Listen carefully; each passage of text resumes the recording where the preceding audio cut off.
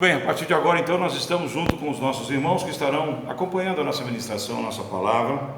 E eu quero deixar um recado para vocês com relação àquilo que nós vamos pensar aqui agora. No meu coração, nós vamos ter um momento, uma meditação, uma revelação, baseado nas palavras ali de Jeremias, entre os capítulos 13 até o capítulo 15, perdão. Ali eu tirei e guardei algumas informações e algo que eu achei que era importante, pertinente para nós pensarmos aqui. Mas aquilo não me encheu o coração quando eu me preparava para trazer isso hoje. Então busquei outros textos, um que também há algum tempo eu tenho pensado em falar com vocês, que eu já preguei aqui nesses 10 anos com certeza, pelo menos umas 2 vezes, mas pensei novamente nós pensarmos sobre o semeador, sobre aquelas condições, aquelas 4 condições muito específicas, onde a palavra de Deus, ela cai ou no terreno fértil, ou então ela é corrompida e comprometida por outras coisas. Trazendo uma realidade que nós assistimos hoje na igreja, que o Covid expôs, né? Nós já pensamos sobre isso. A igreja de Cristo vai sair menor do que ela estava, mas mais forte, né? Tenho convicção disso. Hoje nós temos alguns irmãos com a idade um pouquinho acima dos 60 anos e outros com algumas complicações que o pastor pediu que não viesse, né?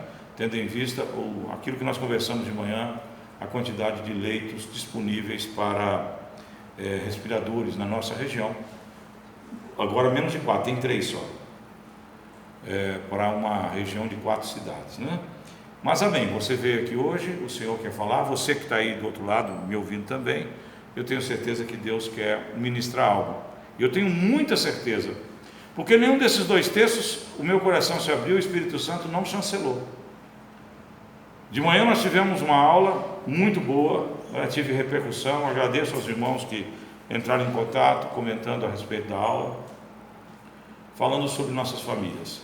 E então um texto, na verdade uma pregação que eu ouvi, e eu acho, se não me engano, há uns 2 meses atrás pelo menos, eu publiquei no nosso grupo, né?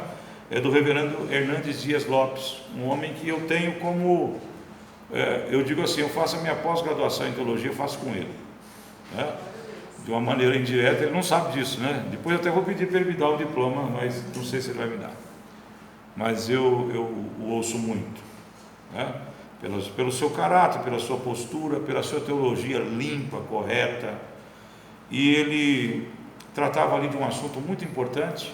E eu lembrei, no final da tarde, e acabei, é um texto muito simples, é uma palavra muito simples, que eu já preguei para vocês também, mas ele colocou ali algumas posturas, que eu lembrei de algumas delas, e o Espírito Santo falou comigo com outras, então nós fizemos ali uma simbiose da revelação que foi dada a ele, e daquilo que Deus falou comigo hoje.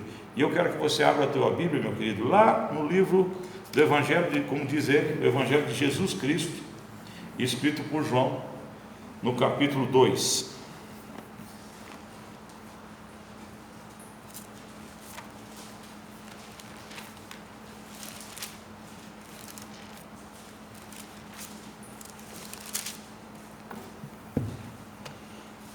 Eu lerei 11 versículos. Você que está aí no nosso grupo, partilhando, né? Se você quiser abrir a tua Bíblia, capítulo 2 do Evangelho de João, dos versos 1 ao 11.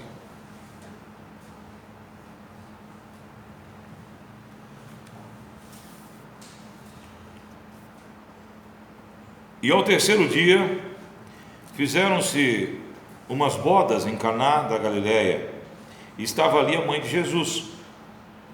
E foram também convidados Jesus e os seus discípulos para as bodas. E faltando vinho, a mãe de Jesus lhe disse: não tem vinho. Disse-lhe Jesus: mulher, que eu tenho contigo? Ainda não é chegada a minha hora. Sua mãe disse aos empregados: fazei tudo quanto ele vos disser. E estavam ali postas 6 talhas de pedra para as purificações dos judeus, e em cada uma cabiam 2 ou 3 metretas. Alguns estabelecem 45 a 60 quilos, outros 60 litros, perdão, ou 60 litros cada uma delas, né? Não há uma definição, mas você tem uma ideia de quantos litros cabiam em cada uma daquela uma. Disse-lhe Jesus: enchei de água essas talhas, e encheram-nos até em cima. E disse-lhe: tirai agora e levai ao mestre-sala. E levaram. E logo que o mestre-sala provou a água feita vinho, e não sabendo de onde viera, se bem que o sabiam os empregados que tinham tirado a água, chamou o mestre-sala ao esposo e disse-lhe: todo homem põe primeiro o vinho bom, e quando já tem bebido bem, então o inferior. Mas tu guardastes até agora o bom vinho. Jesus principiou assim os seus sinais em Caná da Galileia e manifestou a sua glória, e os seus discípulos creram nele. Amém? Pai, fala conosco. Revela, Pai, aquilo que o Senhor tem para as nossas famílias, para as nossas vidas. Nós viemos aqui para te ouvir, Pai. Eu quero pedir que o Senhor possa usar meus lábios, mas que a ministração venha do teu trono, em nome de Jesus, Pai. Em nome de Jesus. Pai amado, é um Deus tão pleno que, mesmo quando não se estava estabelecido ali a ação do poder dele, mas por misericórdia e para que um filho honrasse a sua mãe, né? Então nós temos ali o primeiro milagre registrado de Jesus. A região onde fica Caná, existem 3 possibilidades hoje, mas uma delas é desqualificada porque ela já estaria dentro do Líbano, muito acima, e aqui fala Caná da Galileia. Então não há dúvida que seria uma das 2 possibilidades que até hoje existem. E por interessante que eu posso dizer para vocês, nas 2 tem igrejas mostrando e com relíquias mostrando onde aconteceu isso, né? E inclusive na mais provável tem uma igreja copta egípcia e uma católica, uma aqui e a outra mais ou menos uns 60, 70 metros para lá, que também disputam o fato de ter sido ali um milagre. E inclusive as 2 têm ali as metretas, têm as medidas, têm aquelas vasilhas, uma ou 2, como se fossem não as próprias utilizadas lá, mas daquelas que foram utilizadas ali e são do primeiro século também. Só para você entender, se você tiver recursos de conhecer Israel, né? Já disse isso, é uma viagem que vale a pena, e vocês me levem, que eu também quero conhecer, né? Convide o pastor, eu posso ser um cicerone para vocês. A história eu conheço, né? E o lugar nós podemos conhecer juntos. Mas então, essa cidade existe, existem algumas possibilidades, e elas, 2 delas são muito consideradas. Primeira aparição que Jesus tem aqui publicamente, depois de ele ter contato, ele escolheu os seus discípulos. Se você ler aqui, os discípulos estavam com ele, os apóstolos, os futuros apóstolos, os discípulos estavam com ele. Era natural, queridos, naquele tempo, quando a comunidade ali, ou mesmo a aldeia fosse pequena, todos eram convidados. Vocês imaginam a situação, hein? E a festa não era pequena não, no mínimo, quando a família era pobre, de 2 a 3 dias. Quando a família era abastada, até uma semana levava. E tinha que ter comida, e tinha que ter bebida. Era uma vergonha para que faltasse.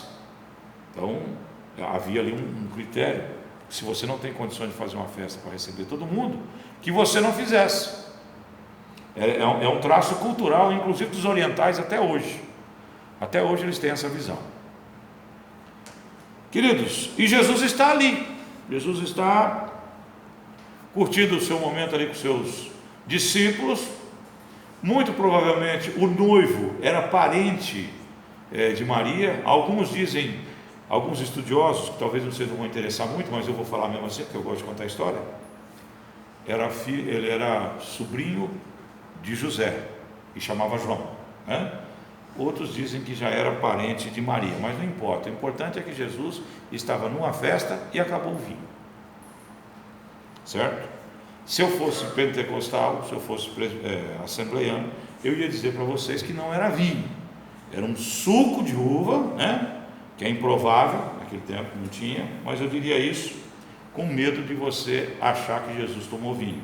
Mas ele não só tomou, como ele multiplicou e fez bom, um vinho de primeiro. Só que ele nunca foi visto bêbado. Nem o pecado, a dificuldade é se eu entendesse que um dia ele se perdeu pelo vinho, né? Queridos, há uma crise instalou uma situação naquela casa de vergonha. Instalou-se um momento em que as pessoas ali iriam embora, mas falando muito mal. Aliás, quem já fez festa de casamento, se você não fez, fique sabendo, vão falar mal da tua festa, viu? Pode ter sobrado bebida, pode, né? Na família do meu pai é uma história lá no interior de São Paulo, na cidade de Regente Feijó, próximo ao Presidente Prudente. Então meu bisavô fez uma festa muito bonita e convidou a cidade inteira. 4 horas da manhã, ele cansado, ele vai se dirigir a um banheiro, né, e passa por uma mesa onde ele escuta 4 horas da manhã, de uma festa que tinha começado no sábado e já era domingo para segunda-feira, 4 horas da manhã. Ele escuta uma conversa: acabou a carne? Não estou vendo mais nada.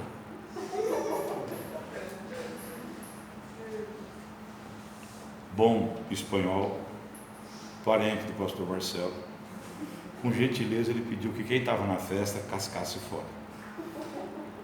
E nunca mais casou nenhum filho com festa. Ele dava um cheque do valor que ele tinha gasto com a primeira filha, ele dava um cheque, um dinheiro, para que então o casal, se quisesse fazer, fazia, mas por conta deles. Então eu garanto para vocês que é assim. Eu casei uma filha, eu não escutei ninguém falar, mas eu tenho certeza que falaram. Queridos, então a situação era de crise, era um problema para aquela família, havia uma dificuldade. E eu quero pensar com vocês, porque nós vivemos um momento, essa pandemia, queridos, financeiramente, muito mais do que números, mas na prática, para a honra e glória do Senhor, o nosso país está enfrentando isso com galhardia. Só para você ter uma ideia, e o pastor traz essas questões, queridos. Por que o pastor insere essas informações dentro de uma pregação evangélica? Porque nós pertencemos a uma nação que está sendo orada por ela. Pessoas estão pondo o joelho. Então, antes do pessimismo que foi trazido, houve um decréscimo, de fato houve uma diminuição em tudo na economia. Porém, o mês de agosto do ano passado, de 2019, teve menos aberturas de empresas em São Paulo do que esse ano, demonstrando uma crença que as coisas vão sair, que as coisas vão acontecer, né? O maior pedido de uma empresa de transporte para uma indústria de caminhões, que já foi feito na história do Brasil, foi feito agora. O irmão, ele conversava ali com o irmão Dito, mas também já tinha visto essa notícia. Então nós vivemos uma nação que está passando isso, mas Deus está nos mantendo. A nossa região, graças a Deus, muito pouca dificuldade nós temos nesse sentido. A Deus toda a honra. Mas surgiram questões, e isso eu acompanhei como pastor, de relacionamento dentro das casas, a proximidade, principalmente as crianças, ficando o tempo todo dentro de casa, né, trazendo um certo desgaste ali dentro dos relacionamentos de marido e mulher. Isso aconteceu. O pastor ministrou e trabalhou situações como essa. Depressão. Tive contato com pessoas, inclusive dentro do nosso grupo de oração, tem um pedido de oração para alguém que está entregue à depressão. E esses dias com certeza colaboraram. Qual é a família que vive totalmente sem problema?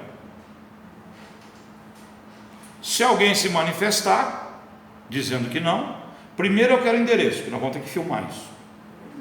E segundo, na minha opinião, quando você se manifestar, nós já descobrimos o maior problema da tua família: mentira. Certo?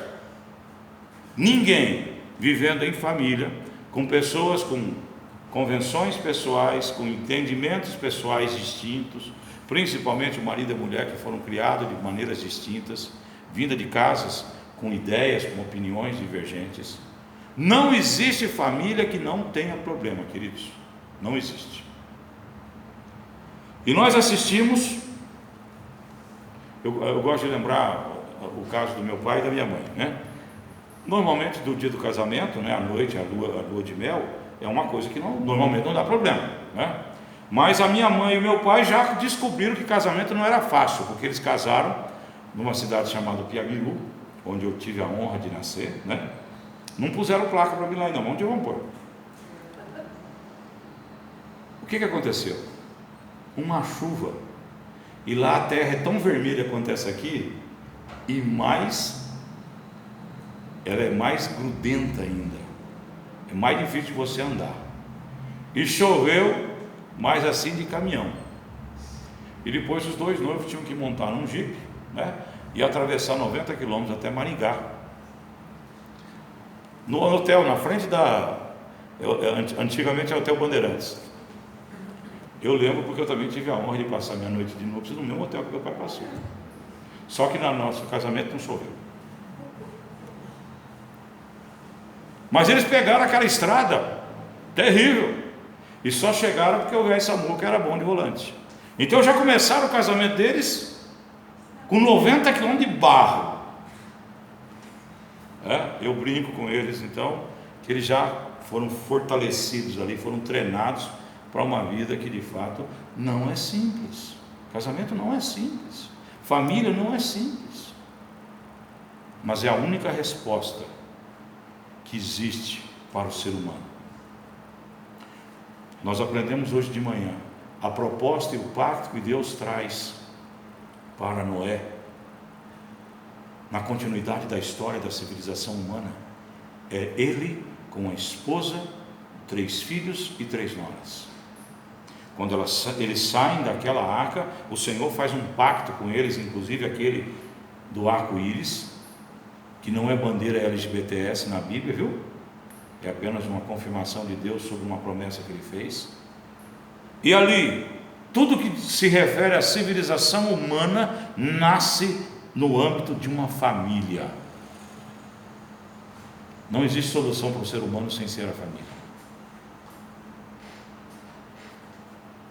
Mas ela tem e traz problemas.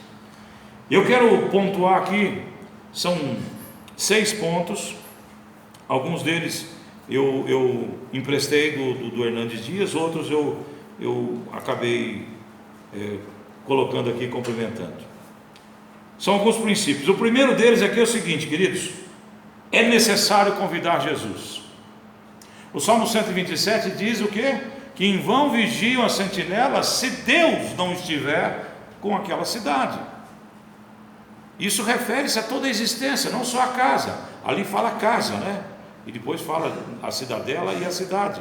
Se Deus não está na sua casa, meu querido, não adianta nada, recursos, sabedoria, cursos de MBA e tudo mais que você possa imaginar. Nada disso vai ser garantia para que a tua casa seja abençoada. Você tem que convidar Jesus, e nós vemos aqui que Jesus foi convidado, né? Ele e os seus discípulos. Então, esse contexto, essa pequena história, essa simples história, esse primeiro momento do poder de Jesus manifestado ali, feito em oração, né? Você sabe que tudo aquilo que Jesus fez foi obra do Espírito Santo, porque ele orava antes e clamava e buscava. Ele veio despido do seu poder. Aquela manifestação da água em vinho é a obra do Espírito Santo invocado por Cristo Jesus, o Filho de Deus, que despiu-se da sua glória, e então toda a manifestação do poder que havia de Deus nas ações dele se dá pelo Espírito Santo, o mesmo Espírito Santo que está à tua disposição quando você busca ele para te ajudar na tua família. Mas nós vemos aqui que Jesus foi convidado. Terapias, queridos, pode te ajudar, pastor pode te ajudar. Agora cuidado com os pastores, porque tem uns pastores aí que eles são mais psicólogos do que pastores. Eles conhecem mais Jung, conhecem mais Freud do que Paulo. Eles conhecem mais e se apropriam da psicologia moderna do que da simples verdade que Deus ama a família e tem sobre ela propósitos e consertos. Então cuidado para quem você convida para distinguir as questões que envolvem a tua família. Pais, amigos, às vezes chamamos vizinhos, às vezes expomos o nome do nosso marido, de vocês, né? Não deu não, ou da esposa, para todo mundo. Lembra a história que eu contei aqui hoje? Que o camarada achava que era o cara, e quando foi fazer uma avaliação dentro da igreja, não tinha ninguém, não tinha um fruto dele. Por quê? Porque a mulher contava o que ele era para a cidade inteira. Então quando ele convidava uma pessoa para ir na igreja, o cara dava um salto mortal para trás e fazia o sinal da cruz. Na tua igreja? Você faz aquilo com a tua mulher que ela conta para todo mundo? Passa amanhã. Outro dia, viu? É assim que nós às vezes percebemos pessoas, e esse é um outro ponto que eu vou destacar mais na frente, mas é Jesus que tem que ser convidado para resolver. É a presença de Deus. E aí, na decorrência desse depositar e consagrar a tua vida, a vida da tua casa na presença do Senhor, então você vai buscar pessoas com autoridade. Quando eu prego em casamento, eu gosto de fazer casamento. Eu gosto porque você vai nos lugares aí que os caras acham que você vai falar um monte de abobrinha. Eles acham assim, esse cara deve ser igual ao Cláudio Duarte, né? Então fica lá esperando as piadinhas. Não tem piadinha. Mas Deus me usa. E a gente tem observado o poder de Deus na vida de pessoas quando elas entendem que o casamento é algo lindo, maravilhoso, mas pede posturas dignas. Então nós vemos aqui, queridos, que Jesus tem que ser convidado, ele tem que estar entronizado, ele tem que fazer parte, ele tem que ser a terceira pessoa. Quando eu ministro lá, eu digo, olha, tem que ter uma terceira pessoa nesse casamento. E não é a mamãe, não. Falando nisso, ontem eu não vi o vídeo, né? Não dá para a gente ver tudo. Mas uma moça, ela viralizou, né? É viralizou que fala, né? Porque ela casou com o camarada hoje. Ontem eles foram morar junto. E amanhã o menino voltou para a casa da mãe. Porque a mãe começou a pressionar de tal jeito que ele largou a mulher e voltou para a mãe. E a moça fez um desabafo, né? Que disse que viralizou, eu nunca vi assistindo. Mas tem uma mãe no meio. Não vai dar certo nunca essa família. Quem tem que estar no meio é Deus. É Jesus que tem que ser convidado para estar na nossa família. O segundo princípio, queridos, que eu posso... Isso está no verso 2, quando você lê aqui, ó. E foram também convidados Jesus e seus discípulos. Então, primeiro ponto. Você quer uma família que terá apoio para as suas crises? Terá suporte para as suas crises? Terá um porto seguro para as tempestades? Então convida Jesus para fazer parte disso. Segundo ponto, no verso 3: e faltando vinho, a mãe de Jesus lhe disse: não tenho vinho. Jesus não estava ali? Mas não aconteceu a crise? O pastor não está falando para vocês colocarem Jesus no seu casamento, na sua família? Então vai ter crise mesmo com Jesus lá dentro. É isso que às vezes as pessoas não percebem. Eu vou usar um termo aqui, mas vocês não contam para ninguém lá fora que fica chato. Mas tem uns estúpidos espirituais que acham que Jesus e Deus é igual mandiga, é igual pé de coelho, é igual ferradura. O que já é uma estupidez em si, né? Se pé de coelho desse sorte, o coelho não estava manco. E se ferradura desse sorte, burro não carregava tanto peso. Queridos, é a mesma coisa. Tem Deus e Jesus e o Espírito Santo ali como uma mandiga. Não está aqui, está o Salmo 91, na minha casa não vai acontecer nada. Não é assim. O nosso Deus nos fez com capacitações de escolher, de determinar os caminhos, as escolhas, as derivações, as veredas que você vai fazer. É você que vai escolher. Ele está ali para te mostrar. Pensa bem. É isso que você tem que fazer.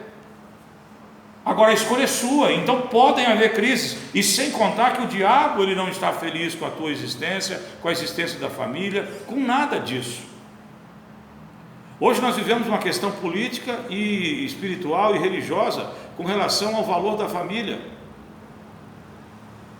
Não é só o diabo trabalhando nas televisões, nos filmes, no entretenimento, desestruturando a nossa família, né?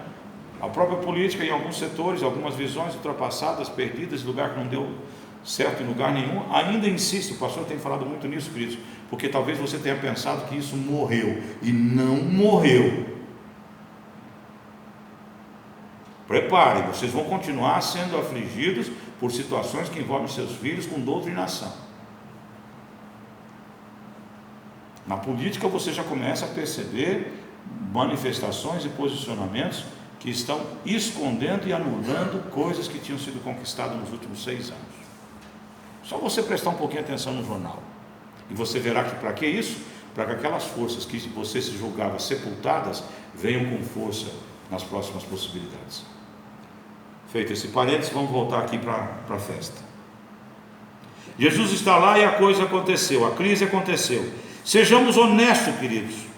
A Bíblia avisa, não avisa? No mundo tereis aflição, mas tende bom ânimo, eu venci o mundo. Então o fato de Jesus estar com você, estar na tua vida, estar na tua casa, não vai te evitar de ter dificuldades. Até pelo contrário, o mundo vai militar contra você muito mais do que aquele que já está derrotado e decretado a sua falência daquele casamento, daquela família. Contra você ele virá com toda a força, com todas as potestades que ele puder juntar, e você tem que estar firmado em Cristo para superar, como aconteceu aqui. E nós temos que ser honestos, queridos, nós temos que expor isso para nós mesmos, para a nossa família e para Deus, não para o mundo, não para o mundo. Nós vamos pensar sobre isso já aqui na frente. A crise veio, Jesus estava ali, a Bíblia avisa. Então prepare-se, aumente a tua comunhão com Ele, aumente o teu conhecimento dEle, busque saber aonde que Ele pode te ajudar, fortaleça os teus momentos de oração, porque você vai precisar. Por que Jesus sempre teve respostas? Porque Jesus nunca que lhe foi solicitado a manifestação do poder de Deus, a não ser quando queriam ver Ele fazer milagres como um show. Ele disse: olha, o sinal que eu tenho para vocês é o de Jonas. Mas em momentos em que de fato as pessoas precisavam, havia ali no coração dele compaixão por alguma situação, então ele vinha com a sua palavra, e aquilo acontecia, porque ele tinha comunhão perfeita com o poder de Deus, que é o Espírito Santo. Eu sempre uso essa colocação para você entender, queridos, que Jesus usou o Espírito Santo e a oração. Por que você acha que você não precisa? Jesus faz assim.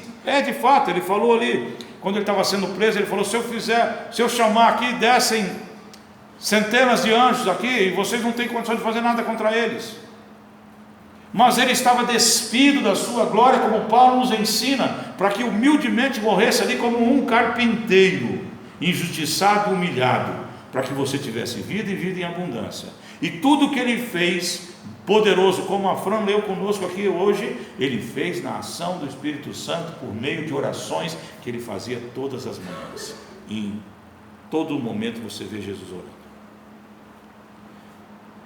Terceiro ponto: identifique o mal, A Maria não ficou ali com conversinha fiada: olha, eu estou achando, talvez vai ter um probleminha daqui para frente, vamos pensar e tal, vamos esperar um pouco. Não, acabou o vinho. Identifica o problema na sua casa, não deixa crescer, não deixa aquilo chegar num ponto que vai escorrer e entornar o caldo. Não tenha medo, não tenha vergonha de olhar para dentro da tua casa e entender e identificar quais são as dificuldades. Nós temos que ser honestos com isso, queridos. E não adianta buscar culpado, viu? Isso aí o Adão fez de... o senhor está querendo falar com nós? Por que eu estou com vergonha de estar pelado? Pergunta para aquela figurinha lá que o senhor trouxe aí. Fala com ela.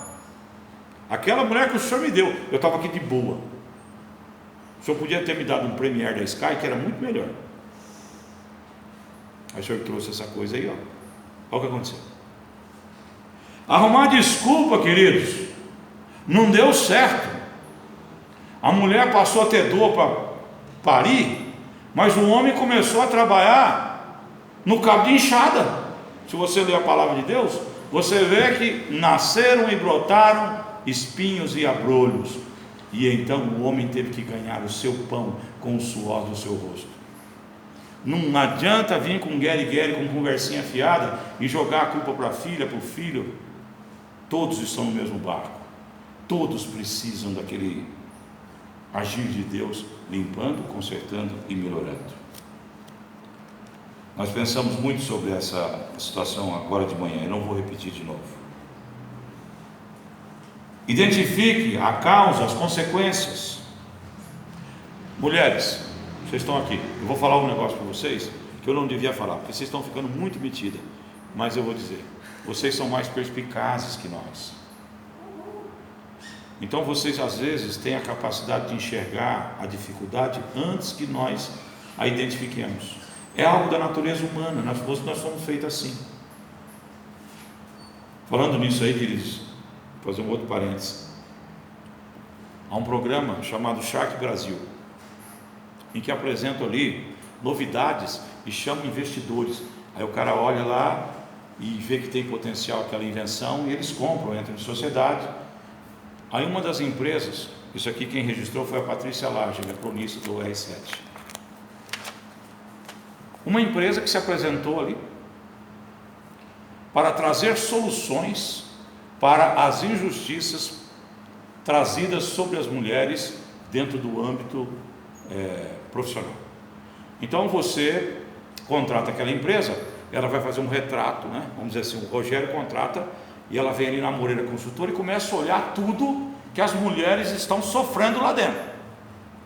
Olha o salário, olha tudo, e aí ela faz um pacotão para ele implantar na empresa dele, para que não tenha mais nenhum tipo de injustiça com as mulheres.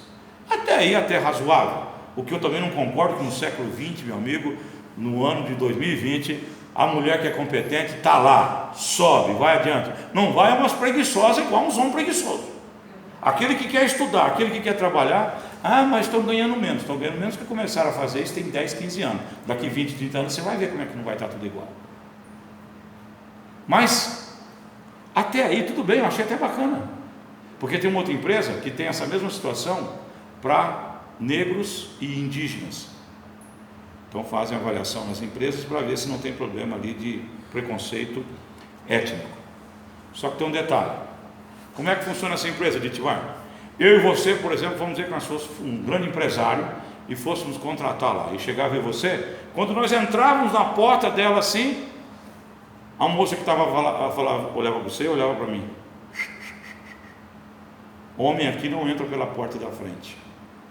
Vocês dão uma volta por ali, vocês vão entrar na porta, naquela porta, e aquela sala é a única sala que vocês podem estar. E vocês não estarão sozinhos lá, que sempre vai ter uma mulher junto com vocês. Vocês acham que eu estou brincando? É isso que o mundo está vivendo, queridos. Nesse mesmo artigo, ela menciona o que acontece na Califórnia. Se eu tenho 30 anos e um homossexual, um homoafetivo tem 30 anos, e nós dois, eu me envolvo com uma pessoa de menor idade, de 14 a 17 anos, e ele também. Isso pela legislação da Califórnia ainda é crime. Eu, por ser heterossexual, a minha pena é maior do que a dele. Porque o preconceito da homossexualidade impede as manifestações do amor entre eles, então é normal que às vezes isso se manifeste entre os mais novos. Dorme com isso. Isso não é invenção de pastor pentecostal não, viu? Que solta uns fake news aí de vez em quando, tá? Eu estou falando muito mal pentecostal hoje, né? Perdão, desculpa. É lei na Califórnia, onde tem São Francisco, que é a cidade onde as leis LGBTS são as mais liberais do mundo. Há um livro chamado Operação do Erro, que nos avisa que o próximo passo é entender que a pedofilia, quando consentida e sem violência, não é crime. Ele diz que esse é o próximo passo que virá dentro das entidades médicas.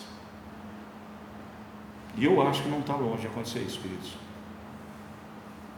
Esse é o mundo que a tua família vive. Esse é o mundo que talvez você se sinta distante, porque daqui na Califórnia deve dar mais ou menos uns 8 mil quilômetros. Mas acabou os 8 mil quilômetros, queridos.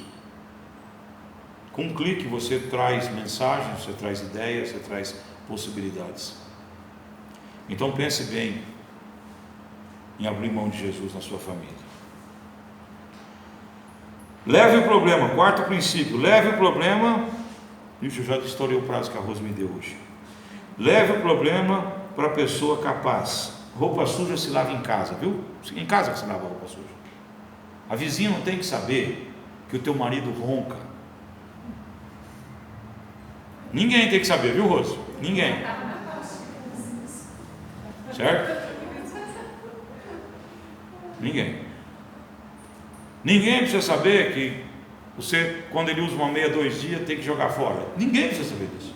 Aí você não tem esse problema não. Roncar, infelizmente.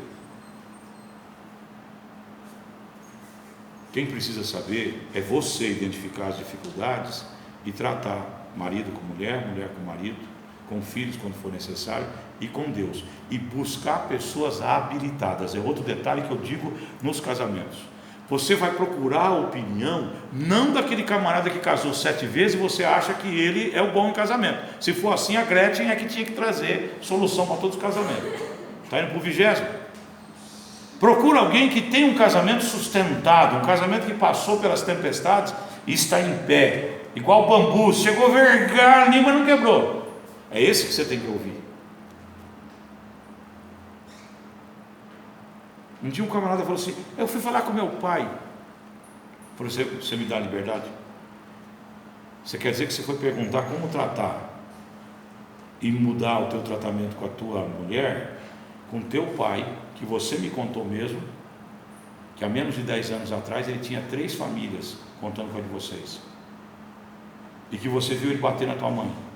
Agora você foi pegar conselho para ele? Você vai pôr em prática o que ele ensinou para você? Que eu vou na polícia agora denunciar você, que a tua mulher está correndo risco. Vai ouvir quem tem autoridade, quem tem um coração reto na presença de Deus e que ama a família dele e que tem o que te ensinar. Não vai abrindo a boca e contando coisas do teu marido, da tua esposa para ninguém. Querido, alguns anos atrás, ali em Amambai, um casamento, surgiu um problema, houve uma situação, e então o Valnier me chamou, eu ajudei ele a trabalhar aquela questão, chamamos os dois, houve um acerto, houve um acordo, perdão, oração, jejum. Passou um mês, fomos lá visitar e estávamos separados, porque o boca aberta contou o erro que a mulher tinha comentado para a família. Agora a cidade inteira, e o quartel, ele era um militar, sabia de tudo que tinha acontecido com ele. Quer dizer, ele tinha perdoado a esposa e agora ele não tinha autoridade, coragem de olhar os colegas, porque o boca aberta tinha esparramado ele mesmo a circunstância que envolvia o casamento dele. Para a honra e glória do Espírito Santo, se eu não estou equivocado, um ano e pouco depois, ele mudou dali, pegou uma transferência e foi embora com ela para um outro lugar. Não abra a boca para falar das tuas coisas, das dificuldades da tua casa, com quem não tem autoridade para escutar. Foi Jesus. Maria foi direto para Jesus, não foi nem no camarada que estava cuidando da festa, que o natural, Maria sendo parente ali, era procurar ajuda. Procurou em quem ela sabia que tinha solução. Faça o mesmo no teu casamento, e para de procurar nos outros e contar para os outros o que está acontecendo. Faça tudo o que ele disse. O que a Maria falou para os camaradas? O que ele pediu você faz. Você quer consertar teu casamento? Faça o que a palavra de Deus diz. Vai lá em Efésios capítulo 5, lê 1, 2, 3, 4, 5, 6, umas 300 vezes, tá bom. Se não tiver bom ainda, escreve, porque quando a gente escreve é melhor. Você diz: Betânia, você faz isso? Você põe o moleque não. Quando ele escreve um negócio errado, você põe no quadro para ele preencher. Não faz mais isso, Betânia? Ah, não pode? Eu durava o professor 2 dias. Não pode pôr milho mais pro cantinho? Aquelas reguinhas desse tamanho assim para dar uns cutucãozinhos na orelha do piano, não pode? Não sei, mas não pode não. Eu tinha uma professora, dona Akita, que a régua dela era desse tamanho. A sorte minha é que o marido dela trabalhava na fazenda, que o meu pai era gerente. Então todo mundo apanhava, menos eu. Mas, e já no 2º ano eu já peguei um colégio estadual que era mais avançado. Queridos, faça tudo o que ele disse. Não relativize teu casamento. Não relativize a palavra de Deus.